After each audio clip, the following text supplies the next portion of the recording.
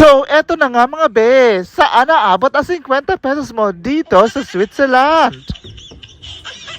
O mas tama siguro itanong kung paano umabot dito sa Switzerland ang 50 pesos. Unang-una sa lahat, samahan niyo ako at hanapin natin ang 50 pesos mo dito sa Switzerland. Paano nga ba ito umabot dito sa Switzerland? Dala-dala ko ito mga be. Charot!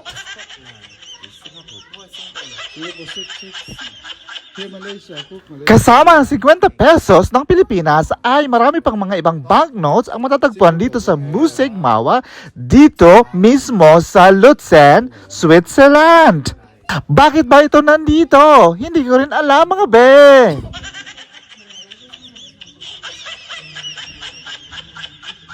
Pero nung nakita ko ito mga be, tuwang-tuwa ako kasi naman 'di ba?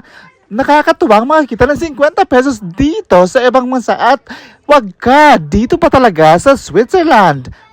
Maliban sa napakagandang tanawin sa labas, merong bakas ng Pika-Pilipino dito sa loob ng tower. Kaya naman nakakataba ng puso.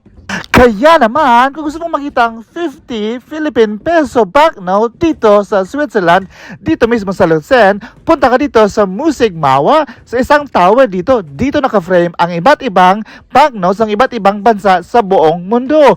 At kabilang dito ang 50 Philippine peso bill.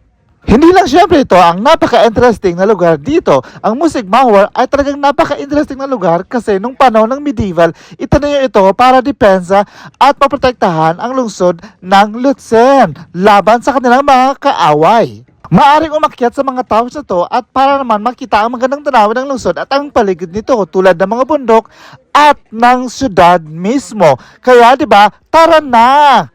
Folgen for mehr Filipino!